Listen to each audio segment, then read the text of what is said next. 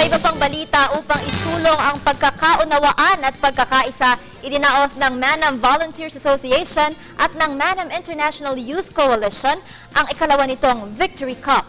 Matatanda ang una nang nagsagawa ng Walk for Peace, ang naturang mga grupo kung saan libo-libong kabataan mula sa iba't ibang bansa ang nakilahok.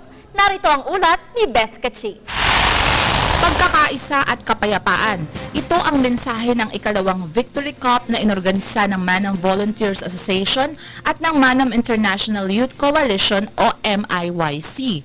Basketball at soccer ang naging pangunahing sports ng Victory Cup. Noong mga nakaraang buwan ay nauna nang nag-organisa ng Peace ang nasabing grupo na sinuportahan at sinaksihan ng mga kabataan sa iba't ibang panig ng mundo. Sa mga naunang pagtitipo, nagkaroon ng Declaration of Peace na binasa ng Heavenly Culture World Peace and Restoration of Light representative na si Mr. Man Healy.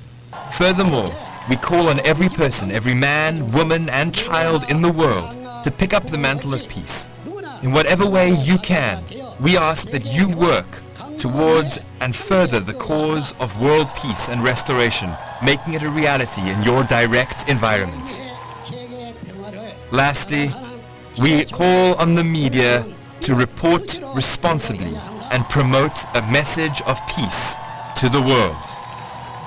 World peace and the restoration of humanity has begun with this, our Declaration of World Peace.